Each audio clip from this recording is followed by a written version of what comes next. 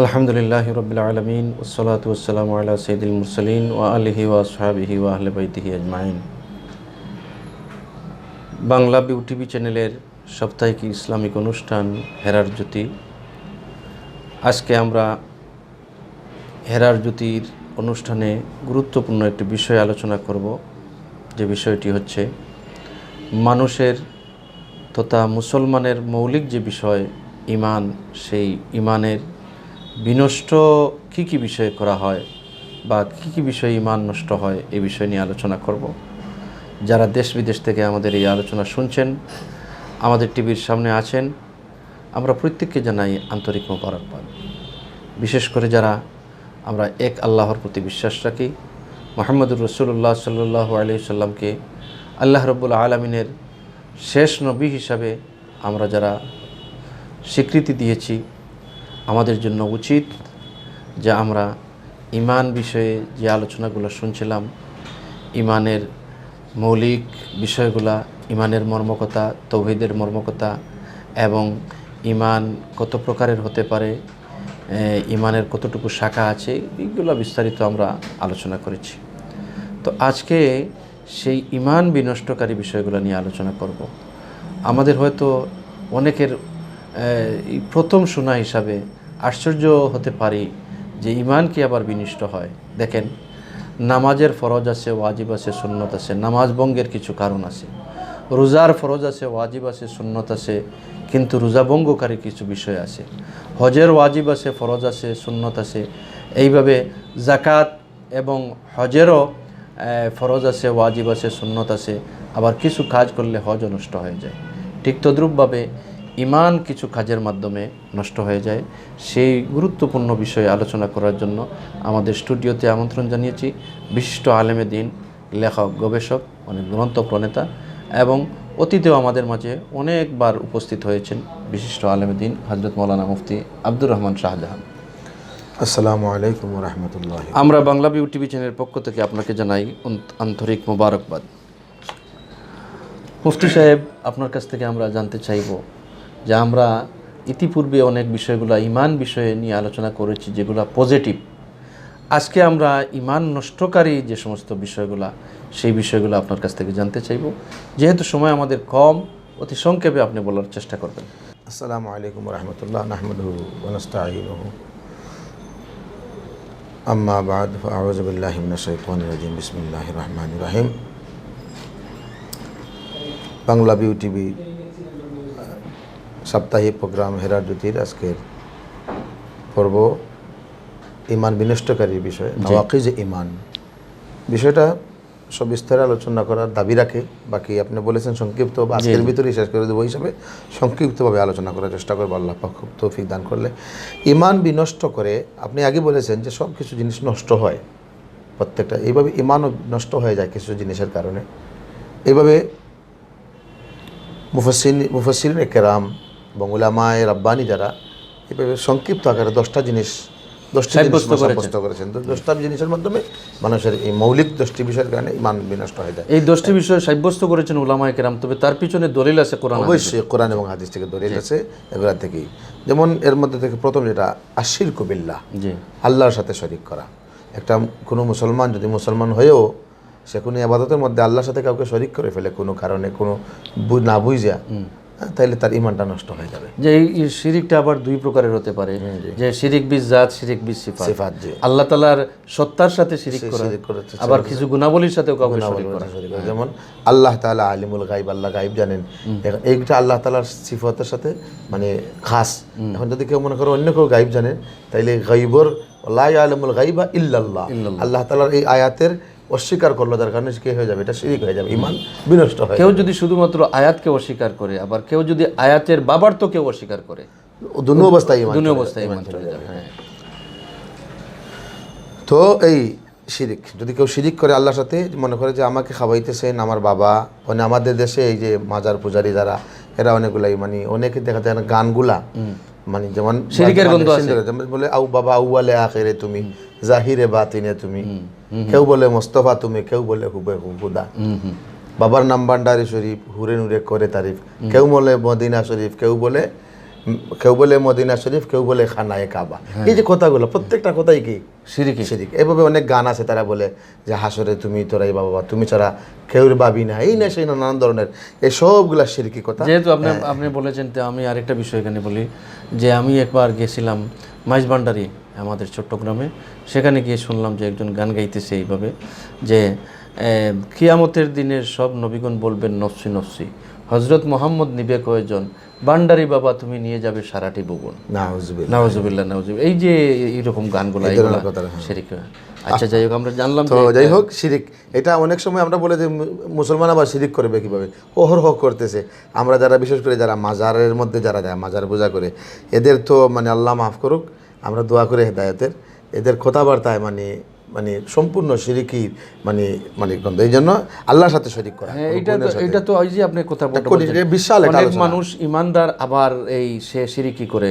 সূরা ইউসুফের একটা আয়াত আছে যে ওয়ামা ইউমিনু আকতারুহুম বিল্লাহি ইল্লা হুম মুশরিকুন, যে তোমাদের মধ্যে অনেক মানুষ আল্লাহর উপর বিশ্বাস রাখে অথচ তারা মুশরিক, হ্যাঁ তারা শিরকি গুনাহ করে। যে আচ্ছা, দ্বিতীয় আমরা জানতাম এটা কঠিন, এটা গুনাহ ইশরাক বিল্লাহ, এটা আকবরুল কাবাইর। আল্লাহ পাক রব্বুল আলামিন তো বলেছেন ইন্না শিরকা লাযুলমুন আযীম।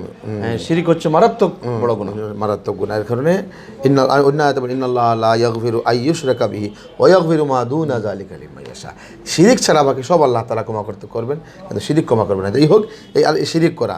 2 নম্বর, এটা হচ্ছে নাওয়াকিজে ঈমানের মধ্যে বা ঈমান বিনষ্টকারী একটা, জাআলু বাইনাহু ওয়া বাইনাল্লাহি ওয়াসাইতুন, আল্লাহ এবং বান্দার মধ্যখানে কোনো একটা ওসিলা বা কোনো একটা মাধ্যম মনে করা, যে এটা আমি হয়তো আল্লাহর সরাসরি ডাকতে পারবো না, ওইটাকে আমি ওসিলা বানাইলাম, ওর মাধ্যমে আমি আল্লাহকে ডাকতেছি। এই ধরনের কেউ যদি বানায় তাহলে এটা শিরিক হয়। যেমন মনে করেন আমরা যদি গিয়ে বা কেউ যদি গিয়ে এইভাবে শাহজালাল সাহেবের কাছে দরগায় জিয়ারতে গেছে, এ বললো যে শাহজালাল সাহেব আমাকে একটা বাচ্চা দাও, বাচ্চা দেওয়ার মালিক তো আল্লাহ, আমাকে রোগটা শিফা করে দাও।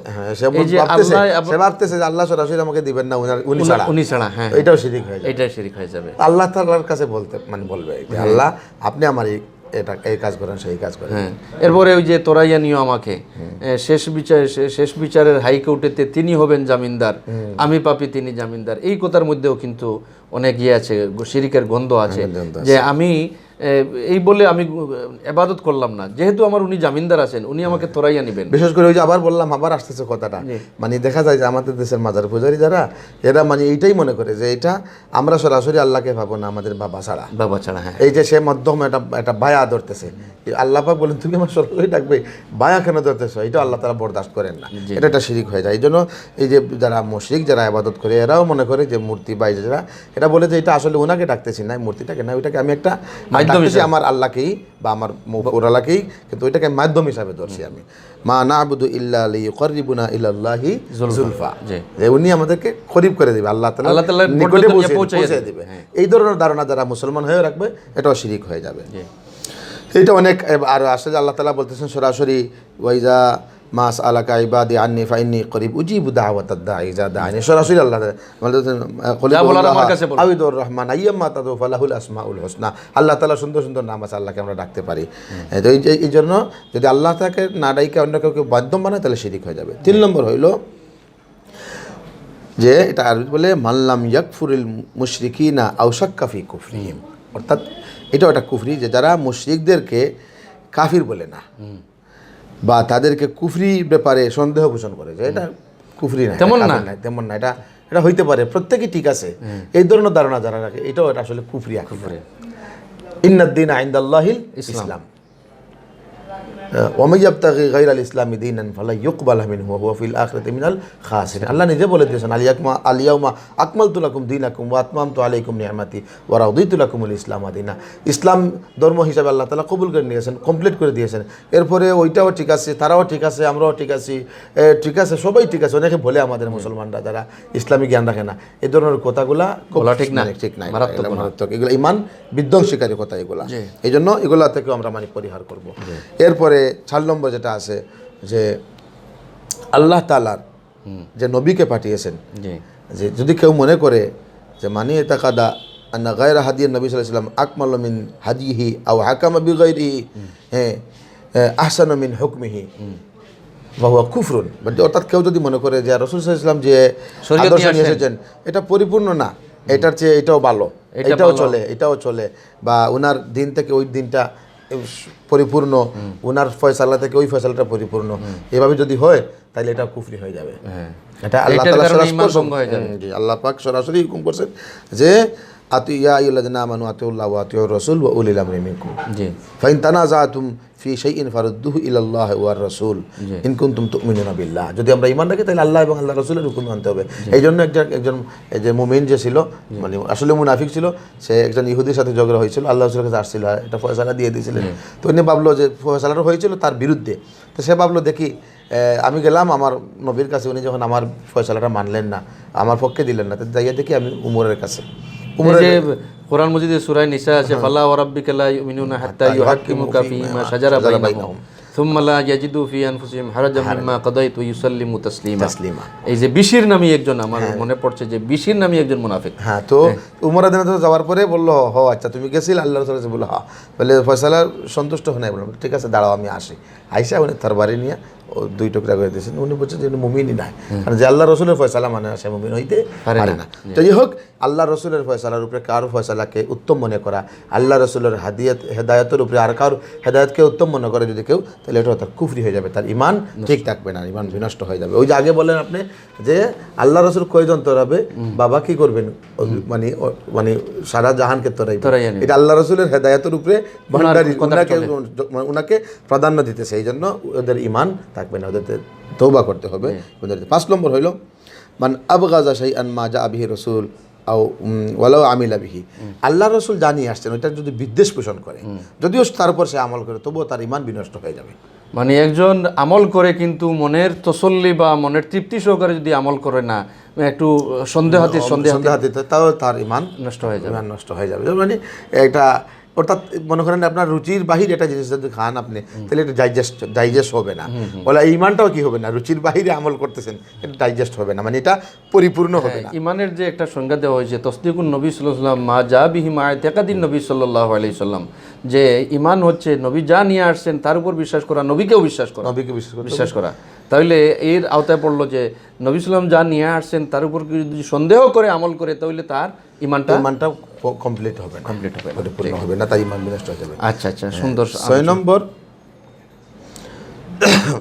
যে 6 নম্বর হলো যে কি, যে আল্লাহ রসুল দিনের কোনো বিষয়ে যা তার পুরস্কার বা শাস্তির যে কথা নিয়ে এসেছেন, এগুলো নিয়ে বিদ্রুপ করা, মানে দিনের ইস্তেহজা বিদ্দিন বলে, ইস্তেহজা বির রসুল, ইস্তেজা বি রসুল, ইস্তেজা বি সুন্নতি রসুল।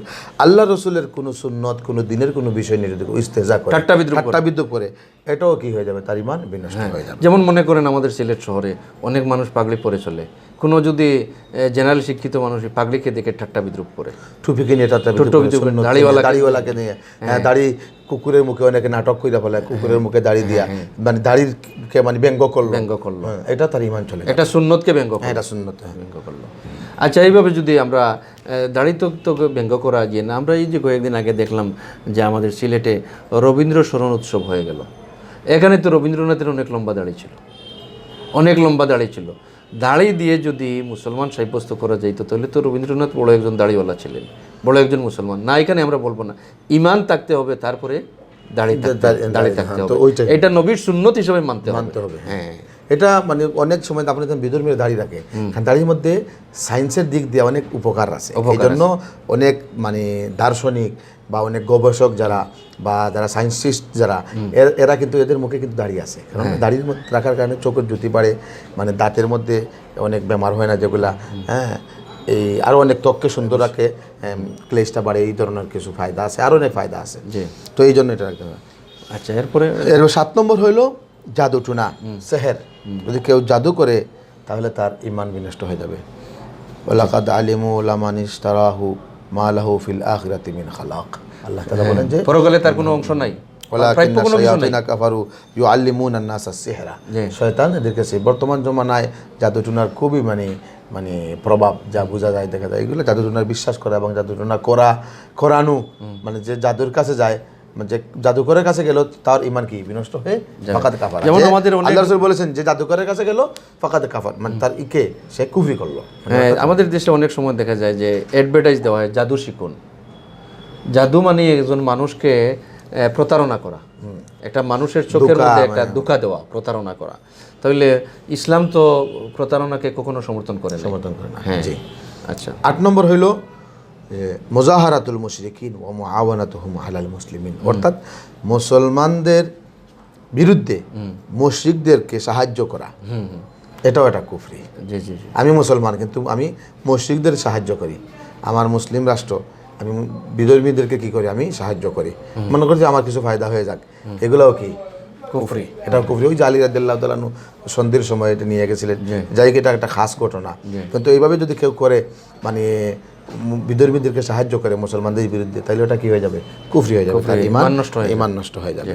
9 নম্বর হলো কোনো ব্যক্তিকে মুহাম্মদ সাল্লাল্লাহু আলাইহি ওয়াসাল্লামের ঊর্ধ্বে মনে করা। গুরুত্বপূর্ণ বিষয়, গুরুত্বপূর্ণ যে কেউ কোনো মুসলমান কোনো আল্লাহ রসুলের উপরে তার কোনো পীর সাহেব, তার কোনো বাবা বা তার কোনো কাউকে কি করলো, বড় মাজারের অলিয়া উলিয়াকে এইভাবে বড় মনে করলো। যেমন আগে আমরা আলোচনা করছি, হযরত মুহাম্মদ নিবে কয়জন, ভান্ডারি বাবা তুমি নিয়ে যাবে সারাটি, যে হাশরের ময়দানে, বা খাজা মঈনুদ্দিন কি মাইজ ভান্ডারি সাহেব সমস্ত জাহানকে সুপারিশ করে বেহেশতে নিয়ে যাবেন, আর মুহাম্মদ সাল্লাল্লাহু আলাইহি ওয়াসাল্লাম নিবেন মাত্র কয়েকজন। এইরকম বিশ্বাস স্থাপন করা, যারা এইরকম বিশ্বাস স্থাপন করে। যেমন আরেকটা আছে মঈনুদ্দিন চিশতির ব্যাপারে, যে খাজা মঈনুদ্দিন চিশতির ব্যাপারে, যে আল্লাহর দন রসুলকে দিয়া আল্লাহ গেলেন গায়েব হইয়া, আর রসুলের দন খাজায় পাইয়া খাজা বইলেন আজমিরে, কেউ ফিরে না খালি হাতে খাজা বাবার দরবারে। এই যে কথাগুলা, মানে আল্লাহ রসুলের দন উনি উনাকে দিয়ে দিয়েছেন, আর এখন উনার হাত থেকে উনার কাছে যেই যে খালি হাতে ফিরে না, তাইলে উনি কি বলতেছে, মানে খাজা বাবাকে আল্লাহ রসুলের ঊর্ধ্বে স্থান দিয়ে দিতেছে। এদেরও ঈমান নাই। এরা যারা না বুঝিয়া এই ধরনের কাজে, গর্হিত কাজের মধ্যে জড়িত আছেন, আমরা অনুরোধ করব যে এই ধরনের গর্হিত আকীদা থেকে মানে ফিরে আসতে হবে। আমার নবী আল্লাহ রসুল বলতেছেন, লা ইউমিনু আহাদুকুম হাত্তা আকুনা আহাব্বা ইলাইহি মিন ওয়ালিদিহি ওয়া ওয়ালাদিহি ওয়ান নাসি আজমাইন। যতক্ষণ পর্যন্ত আল্লাহর রসুল সারা দুনিয়ার মানুষ, অর্থাৎ পিতা থেকে, সন্তান থেকে এবং সারা দুনিয়ার মানুষ থেকে তার কাছে সবচেয়ে বেশি প্রিয় হবে না, সম্মানী হবে না, ততক্ষণ মতো কোনো মানুষ প্রকৃত মুমিন হতে পারলো না। এই জন্য আমাদেরকে আল্লাহ রসুলের মহব্বত দিলে থাকতে হবে সবার ঊর্ধ্বে। কোনো বাবা, কোনো দরগার, মানে এখানে কোনো প্রতিবন্ধকতা হবে না। কোনো পীর সাহেব, আউলিয়া, এরা অনেকেই মানে সারা দুনিয়ার পীর এক পাল্লায় রাখলেও আমার নবীর পায়ের দুলার সমান হবে না। এই জন্য এটা খেয়াল রাখতে হবে। 10 নম্বর যেটা, এটা হলো এরাজ আনিদ দ্বীন, আল্লাহর দিন থেকে বিমুখ হওয়া।